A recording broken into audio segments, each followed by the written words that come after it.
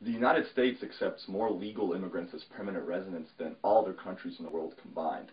And in 2007, there was a reported 38 million first-generation naturalized citizens living in the U.S. This is a significant percentage of our population and has had significant effects on our development, economy, and also our culture.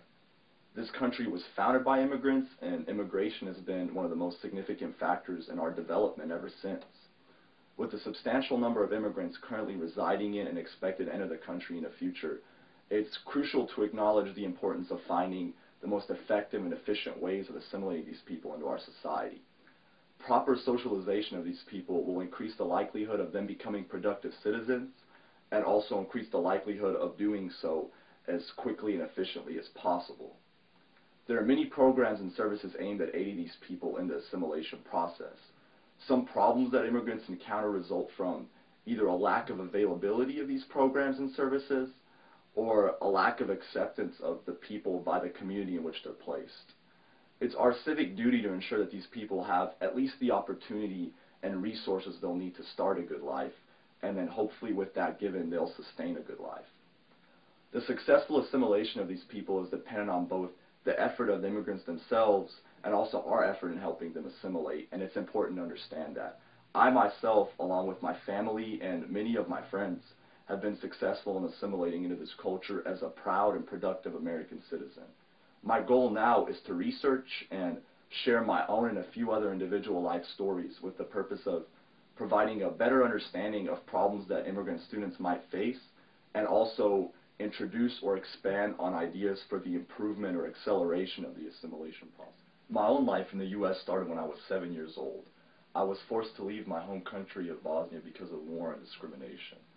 The Yugoslavian Civil War erupted from religious conflict, and I was born to a Catholic father in a predominantly Muslim country. Soon after the tension between the states and their religious practices arose, my father was fired from his job because of his religious beliefs. My mother was able to keep her job and supported us for a while. After it became a full-fledged civil war, residents of Bosnia were being drafted into the Bosnian army, also known as the Muslim army. My father, being a Bosnian resident, was forced into this army. And this would have meant him not only taking up arms against people of his own religion just because of their religious beliefs, but also attacking the predominantly Catholic villages in Bosnia, one of which was where he had grown up. After he refused to enlist, he was put in prison. He spent a year in prison before international intervention caused the Bosnian army to seize a lot of its military activity and release some of its prisoners that had been put in prison unjustly. After he was released, my father fled to Germany for employment. While in Germany, he got in contact with an immigration agency that could help our family start a life in Germany. 6 months later, my mother, my sister, and I illegally entered Germany. Once we got there, we got involved in this program, and this program allowed us legal permanent residency for 3 years. And during those 3 years in Germany, my parents constantly filed for and eventually were accepted into a program that allowed for immigration to the United States.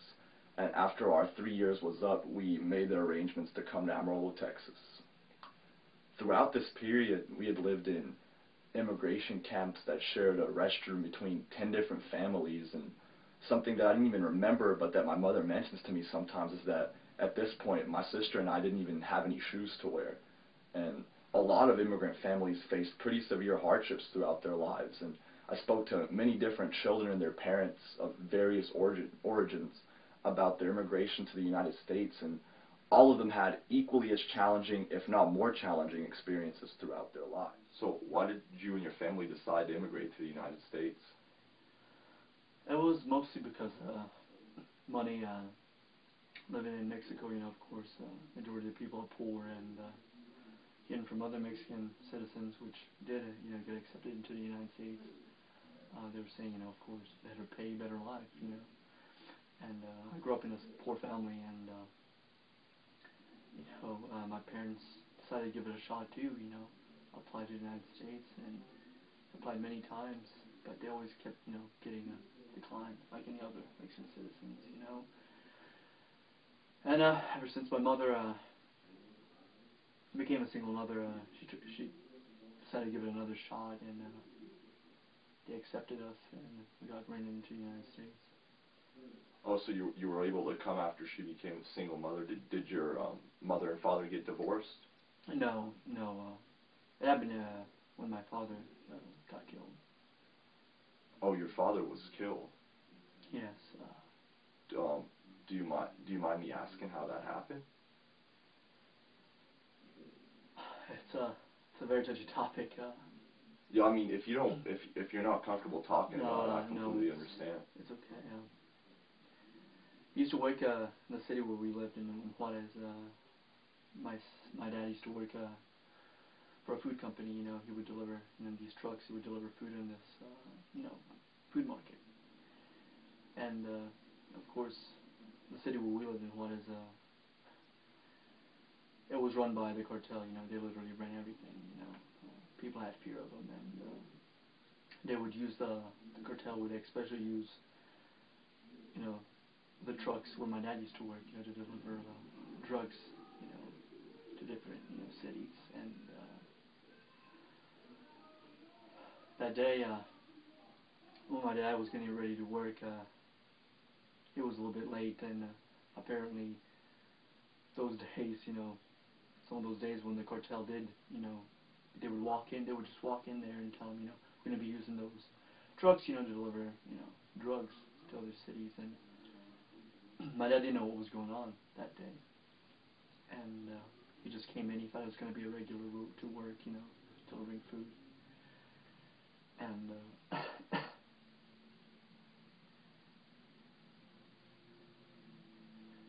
he got in the truck, of course, not knowing what was going to happen. And of course, if you say no to the cartel, means big trouble. And I guess when they saw him, they thought, he wasn't going to follow their rules when they said we're going to use the trucks. But of course, my dad, he didn't know. He didn't know better. He came late that day. He didn't know what was going on. Nobody had time to explain to him that the cartel was going to use the trucks. And they saw him drive, and they stopped him, a couple of cartel members, and they shot him at just point blank, right there on the streets. Wow. That's horrible. That's shocking. I'm really sorry. I mean, how how tragic was that? Just losing your father in a sudden moment like that. It was really hard. It was really hard, really depressing for me and my mother, But I guess I kind of look at it, as a miracle as well from God, I guess, because ever since, after his loss, we got accepted into the United States.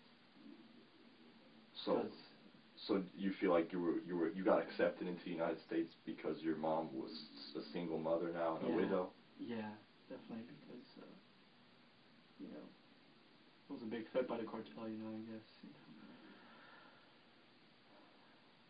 Wow. How was starting a new life in the United States?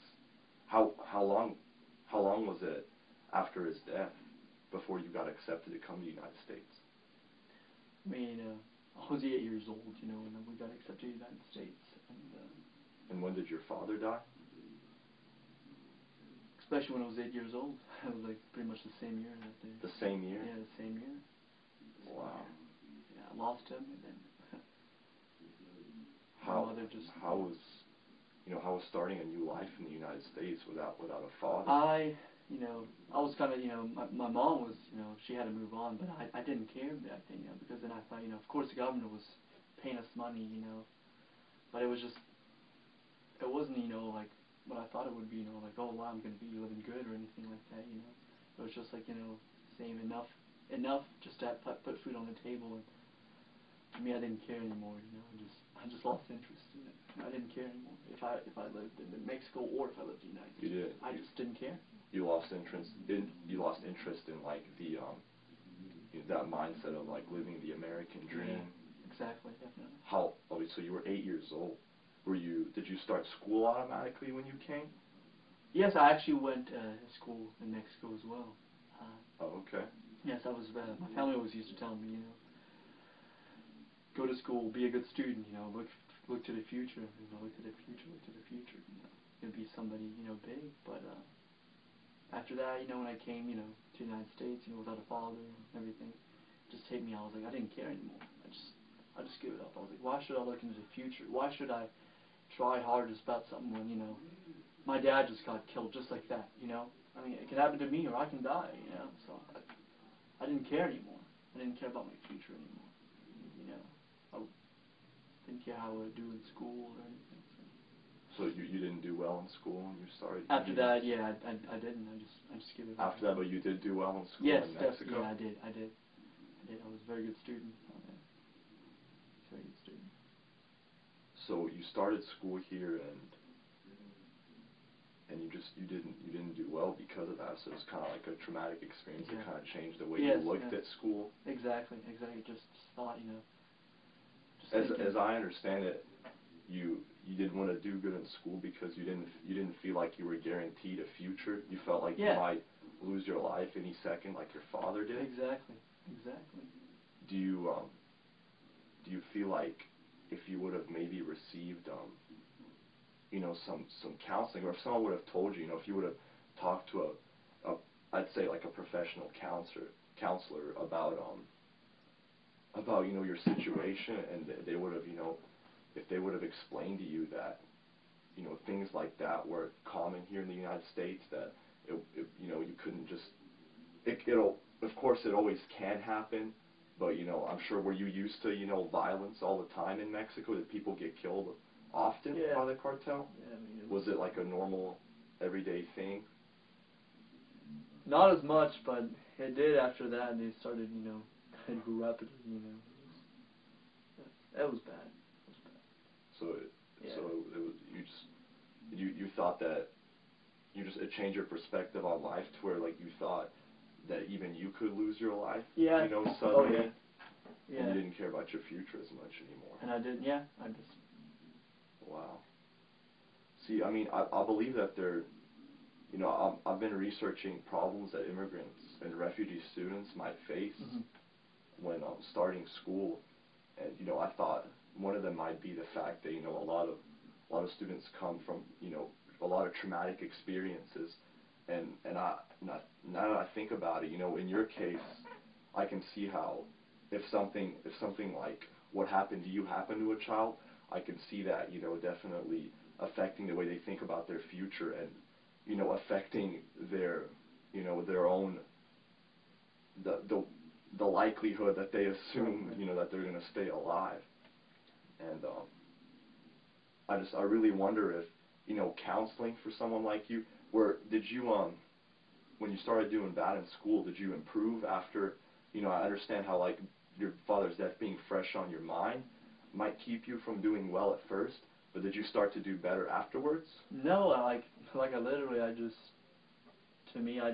it all up, So do you feel like that kind of set a pattern for the way you would be in school continuously after that? Yeah.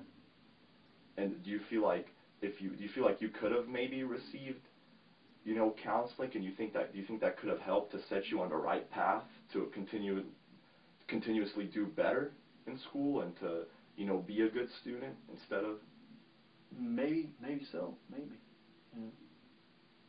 Do you think that that's something that should be considered, and if they're and evaluated? Do you think that students that might have had a case like yours should be evaluated for maybe needing counseling and possibly being able to benefit from that? Yeah, I would do it.